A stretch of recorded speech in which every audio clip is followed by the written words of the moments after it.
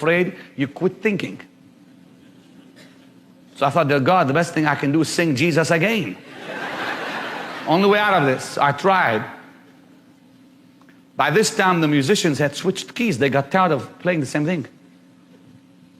I wanted to get back to singing Jesus, something about that name, and I couldn't get back to it. Because they were playing some crazy song, and I'm trying to think of the melody, and I couldn't get it. I tried to sing now, and I was too high. The poor choir tried to follow me and could not. The crowd just stood there because they've been tired from singing the thing 6 times. So I sang by myself and had to quit halfway because I couldn't carry the tune any farther because I was dying there trying to breathe. Anybody ever tried to sing high and you couldn't do it halfway? Yeah. On Kings and Kingdoms, I was dead. And I thought, my God, I'm gonna go home. I'm gonna run. I'm gonna die. I don't want to go through this thing. And I thought, God, I pray. That's not fair. I prayed 5 long hours, and you should have anointed me. You see, I thought I did it. Why is it not coming? The Holy Spirit spoke to me and said, if you want to do it on your own, go ahead. But if you want me to do it, quit trying. By this time, I began to cry and sob, and I thought that, in frustration, sometimes you just give up. And with the second I gave up, I felt a tingle go from my head to my toes. And I became like a new man. Now, every tune was just perfect. Brother, the anointing keeps you in the right key. Anytime I'm out of key, you know I'm not anointed.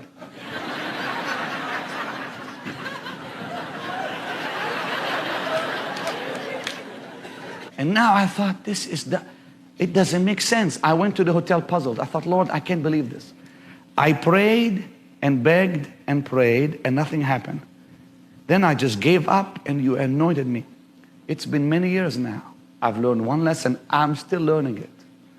The times you pray, and nothing happens. There's times you haven't got time to pray and everything happens. Figure the thing out? You can't. It's called the grace of God. Are you catching on this thing? Now you say, you mean you don't pray? Of course I pray. But don't pray so you can preach. Pray so you can breathe and stay alive. You see, here's the problem there, Bill. If we pray because we have a service, that's law. There's no relationship. I'm going to talk to you because I need you. That's law. God says, I won't show up. But Lord, I talk to you because I love you. He always shows up. I'm ready in season and out of season. Are you catching this? When the Holy Spirit is there, it's so simple. Ezekiel 36, please. He said, I will put my spirit within you. And when he is there, I will cause you. I will cause you to walk in my ways. What must I do? I must quit trying and let the Holy Ghost cause me to do it.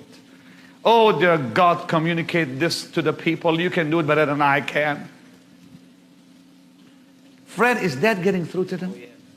People, is it getting through to you? Is it making sense to you? I'm not talking to a wall. Am I here? You see, we try to do it on our own and we fail. Quit trying on your own because you will fail again. And guilt will take hold of you and then you are bound behind bars. Get free from your bondage. Fred, read verse 27 for us.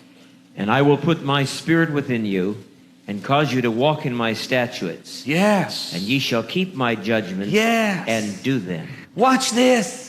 Watch this. You should underline that verse. Is glorious.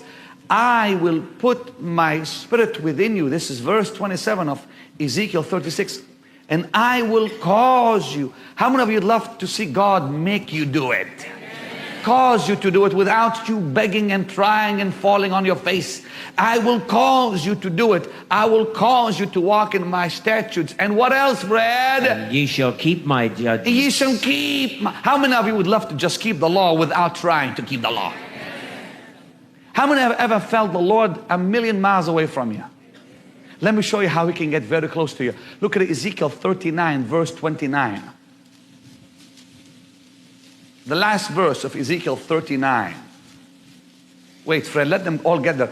Ezekiel 39 is not too far from Ezekiel 36. It shouldn't take you forever to get there. Okay, Ezekiel 39 verse 29, which I think is the last verse. Look what he says there. Go ahead, Freddie. Neither will I hide my face any more from them, for I have poured out my Spirit upon the house of Israel. He says when the Holy Ghost is there, God won't hide anymore.